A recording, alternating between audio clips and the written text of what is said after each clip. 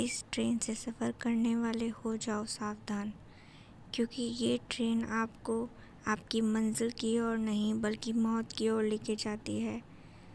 ऐसी एक ट्रेन की कहानी आज हम आपको सुनाने वाले हैं, लेकिन उससे पहले हमारे चैनल को जल्दी से सब्सक्राइब कर लीजिए ताकि आने वाली हर वीडियो की नोटिफिकेशन आप तक पहुंच सके और आप ऐसे ही हॉरर स्टोरीज़ का मज़ा ले सकें।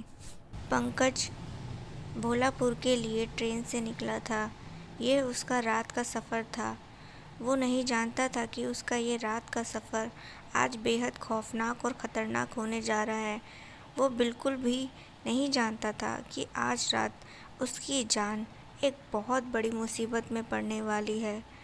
वहीं पंकज अपनी सीट पर जाकर जब बैठता है तो उसने देखा कि उसके बाजू में एक लड़की बैठी हुई थी जो अपने हाथ में एक किताब पकड़कर उसे पढ़ रही थी।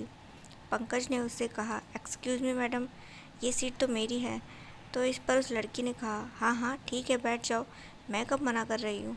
और फिर वो लड़की दूसरी सीट पर जाकर बैठ गई। इसके बाद ट्रेन अपने सफ़र पर निकल पड़ी।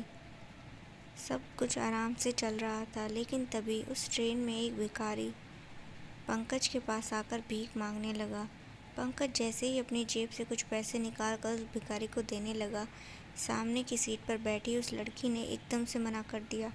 कहा, इसे भीख मत देना। पंकज ने कहा, ये कैसी बात कर रही हो, ये बेचारा मुसीबत का मारा है, बोल रहा है कि 2 दिन से खाना नहीं खाया है।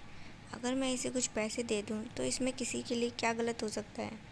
उस लड़की ने कहा, देखो, मैंने जैसा सुना है मैं वही कह रही हूँ।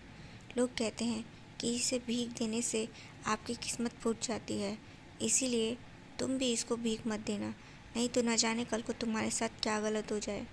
पंकज उस लड़की की बात पर हंसने लगता है और बोलता है, लगता है तुम्हारा दिमाग ख़राब है। एक बेचारा भूखा इंसान पैसे मांग रहा है और तुम इस तरीके की बातें कर रही हो।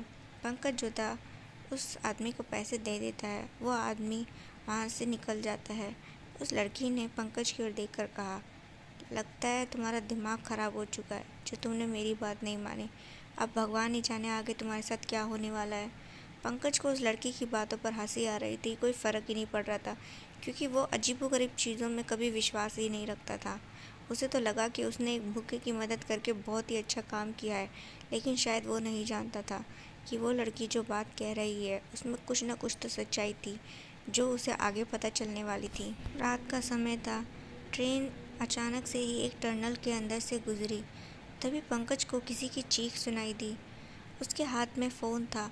उसने उसकी टॉर्च जलाई और अपने आसपास देखने लगा। तो पंकज ने देखा कि उसके पैरों के पास कुछ है। उसने वहाँ रोशनी की तो उसने देखा कि उसके पैरों के पास एक औरत बैठी हुई थी और उसका मुंह पूरा का पूरा खून से सना हुआ था। वो एकदम से घबरा कर अपने पैर ऊपर ले लेता है और तभी ट्रेन जो थी वो टनल से जब बाहर निकलती है तो उस ट्रेन में थोड़ी रोशनी होती है। तो एकदम से उसको घबराया हुआ देखकर सामने बैठी लड़की ने कहा, क्या हुआ, तुम अपने पैर ऐसे ऊपर करके क्यों बैठे हो। तो यहाँ पर पंकज उसे कुछ नहीं बताता और सारी बात अपने मन में रख लेता है। फिर एकदम से जब देखता है कि भाई उसके पैरों के पास कोई भी नहीं है, वो वापस से डरते हुए अपने पैर नीचे कर लेता है।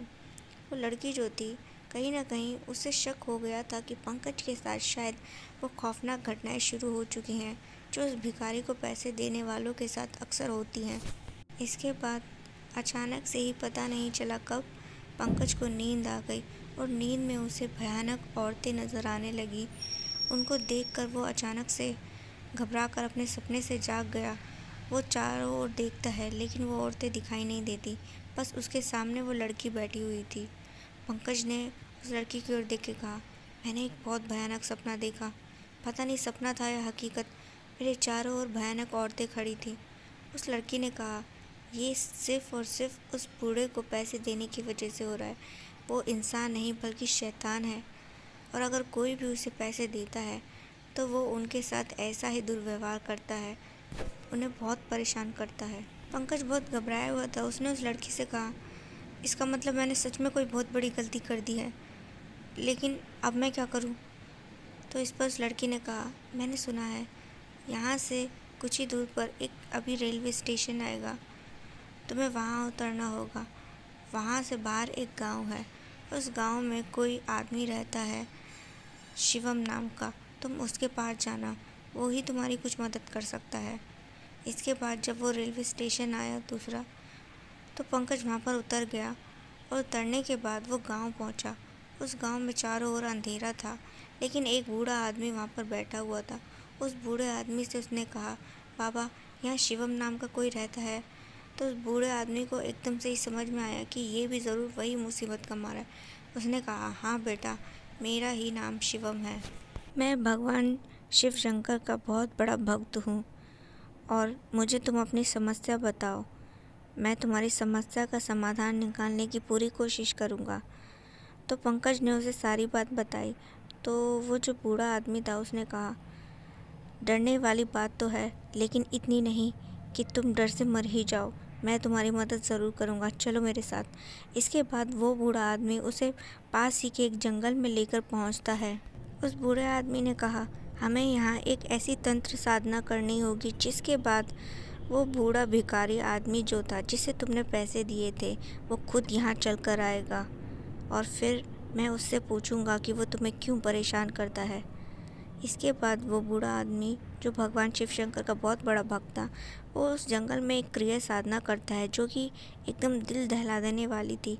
तभी अचानक से ही एक रोशनी होती है और जिस आदमी को पंकज ने पैसे दिए थे वो वहाँ पर अचानक से ही कहीं से आता है। उसका चेहरा पहले से ज़्यादा डरावना और भयानक था। दरअसल में वो एक शैतानी आत्मा थी जो लोगों को इसी तरीके से अपने जाल में फंसाकर उन्हें परेशान किया करती थी।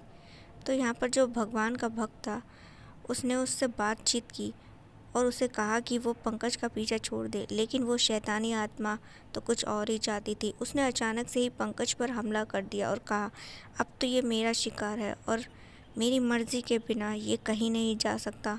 तभी उस भगवान के भक्त ने अपनी तंत्र साधना को फिर से तेज़ कर दिया और उस काली शक्ति को अपने वश में करने की पूरी कोशिश करने लगा। लेकिन इतना आसान नहीं था ये सब।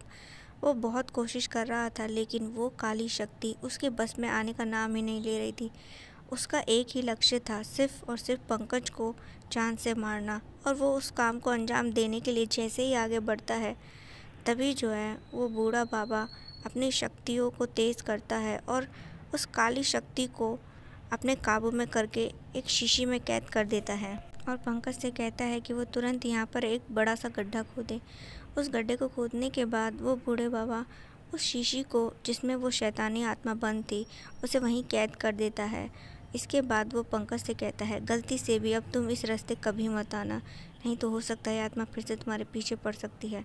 चाहो तुम आज बच गए।